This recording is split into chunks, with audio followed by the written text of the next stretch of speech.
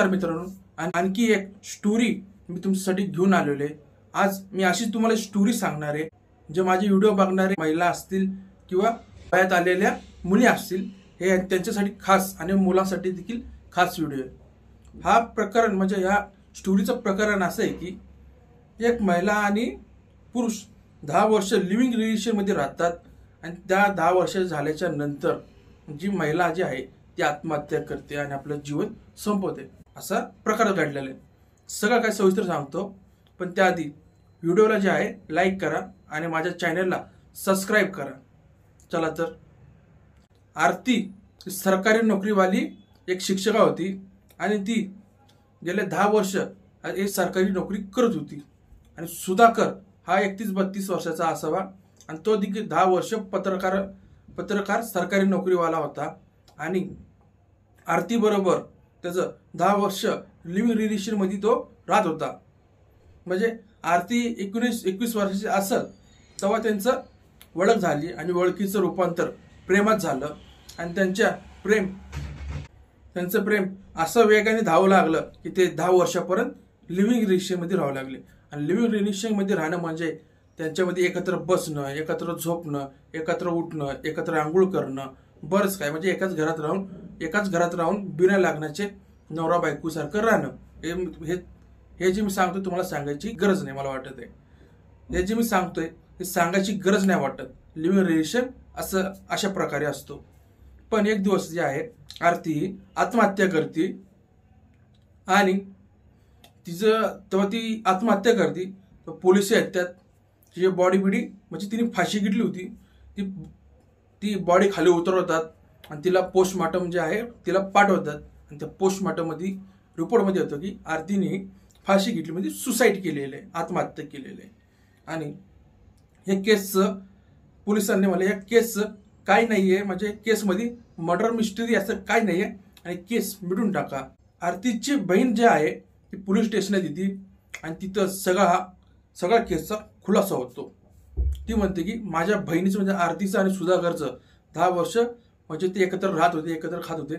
माझ्या बहिणीला सुधाकरने शारीरिक सुखासाठी वापर केला, म्हणजे 10 वर्ष ते शारीरिक संबंध फक्त बनवलं आणि जेव्हा त्याचा भूक भागा लागली तेव्हा तो त्यापासून दूर राहायला लागला। म्हणजे कसं नवरा आपल्या बायको जवळ येतो शरीराचं भूक भागवण्यासाठी, तसा हा प्रकार, म्हणजे नवरा बायको त्यांचं एक पवित्र बंधन असतं, पण ह्या बंधनाला लिव्हिंग रिलेशन बंधनाला नवरा बायकोचं काही बंधन होतं। तो आपल्या मर्जीने यायचा, तिला पटवायचा, तिला मनवायचा, ती रुसली की तिला काहीतर बोलायचं आणि ती म्हणून जायची आणि ती हसत खेळत ते बरोबर संसार करायचं, म्हणजे आज ना उद्या तो माझ्याबरोबर लग्न करेल। आरती जी आहे सुधाकरला लग्नासाठी सारखं विचारत होती, पण सुधाकर जो आहे टाळा निवडावडीची प्रश्न देत होता। आणि त्या दरम्यान सुधाकरने आरतीला न सांगता आपल्या आई वडिलांच्या पसंतीच्या मुलीबरोबर लग्न केलं आणि आरतीला हे 1-2-5 महिन्यानंतर हे सगळं उघडण्यात आलं, म्हणजे आरतीला हे सगळं कळलं आणि आरती सुधाकरचं इतकं भांडणं झालं, इतके वादावाद झाले। आरतीने तिला धमकी दिली की तू जे हे माझ्याबरोबर केलेलं आहे हे सगळं जाऊन मी पोलिसात कंप्लेंट दाखल करील किंवा मी आत्महत्या करेल। सुधाकर काय घाबरतो आणि तो म्हणतो की ज्या पोरीबरोबर मी लग्न केलेले तिला मी घटस्फोट देईन आणि तुझ्याबरोबर मी संसार करेन, असंच तिला सांगतो। आणि ती जी आरती आहे ती गप्प बसती, म्हणजे दुसऱ्याचा आता तिच्याबरोबर लग्न केलेले तिचा संसार उद्ध्वस्त झाला पाहिजे आरतीला असं वाटायला लागले। मित्रांनो, हिथंच आरती सगळ्यात मोठी चूक असते, ती कसं मी पुढे सांगेन।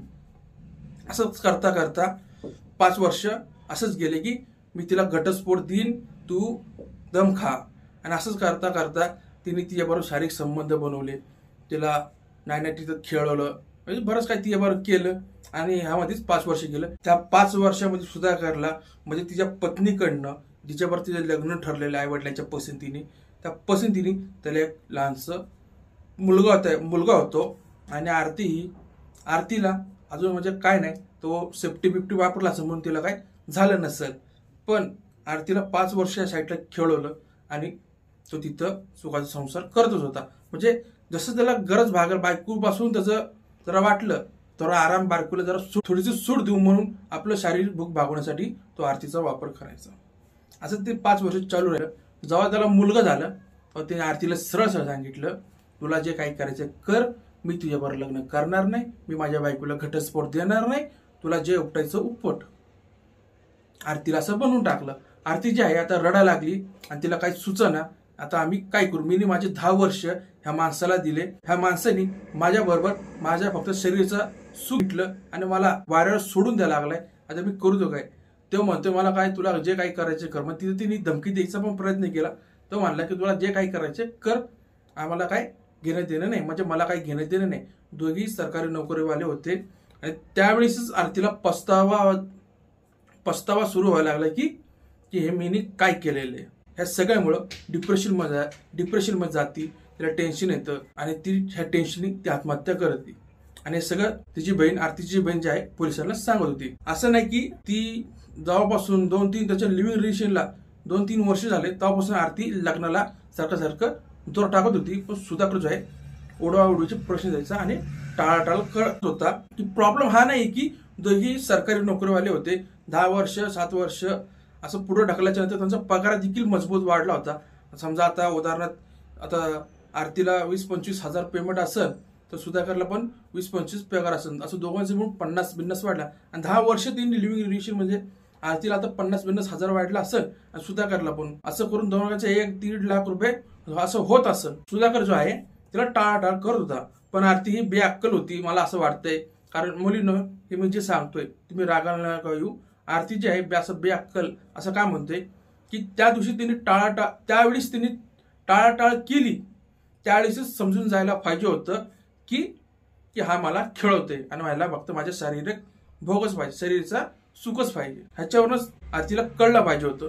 पण नाही, आरती तिच्या प्रेमात आंधळी झाली होती असं बोललं तर काय हरकत. बेहाल असं चलत राहील आणि तिने 5 वर्ष झाल्याच्या नंतर तिने म्हणजे 10 वर्ष झाल्याच्या नंतर तिने गुपचूप लग्न केलं. 5 वर्ष झाल्याच्या नंतर तिने गुपचूप लग्न केलं. गुपचूप लग्न झाल्याच्या नंतर त्या आरतीला देखील कळलं होतं 5 महिन्यांनी. पण तरी पण तिने चालू ठेवलं, म्हणजे आणखी 5 वर्ष चालू ठेवलं, म्हणजे लिव्हिंग रिलेशनला 10 वर्ष असं कंप्लीट झालेलं आहे. आणि त्याच्यामध्ये तिने फक्त तिला गंडवायचं काम केलं की मी तिला घटस्फोट देईल. तर पण तिने काही घटस्फोट दिला नाही.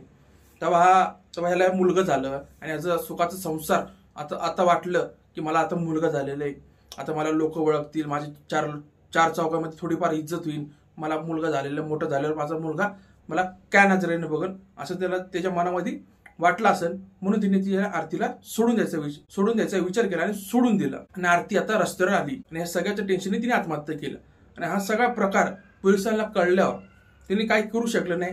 हा पत्रकार होता की तिच्यावर फसून गुन्हा दाखल केला असेल असं कुठल्याही प्रकारचं सुधाकरवर गुन्हा दाखल नाही केला, कारण आरती फाशी घेतली होती म्हणून. आता बरंच असं होत्यात गुन्हे दाखल की फसून मुलाला असं तमुक म्हणून जेलमध्ये टाकतात. सुधाकरचा जो भाऊ आहे तो वकील होता.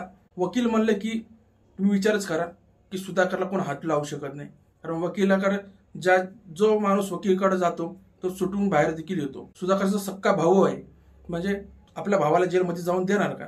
कधीच नाही. तर हा सगळा खेळ समोर आलेला आहे.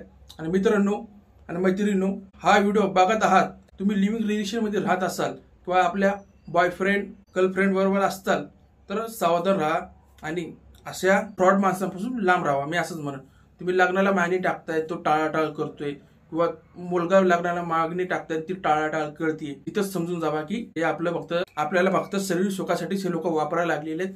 आणि तिथनंच सटकायचं काम करायचं.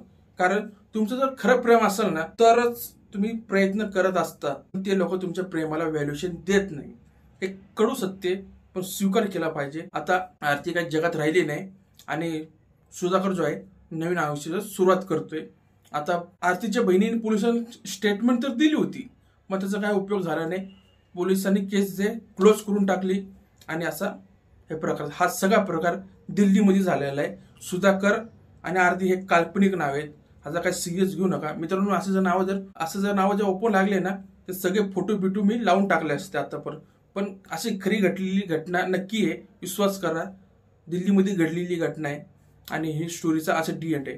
मित्रांनो, प्लीज माझ्या यूट्यूब चॅनलला सबस्क्राईब करा आणि मला सपोर्ट करा. मी एवढंच म्हणेन, कारण तुम्ही माझे व्हिडिओ इतकं बघतात. तुम्ही माझ्या प्रोफाईलमध्ये जावा, म्हणजे तिथं माझं नाव दिसेल, तिथं टॅप करा आणि तिथं बघा की माझी व्हिडिओला व्ह्यूज भरपूर यायला लागले. तुम्ही माझ्या व्हिडिओला सबस्क्राईब करत नाही, लाईक करत नाहीत, म्हणून माझ्या व्हिडिओला सपोर्ट करा आणि माझ्या चॅनलला सबस्क्राईब करा.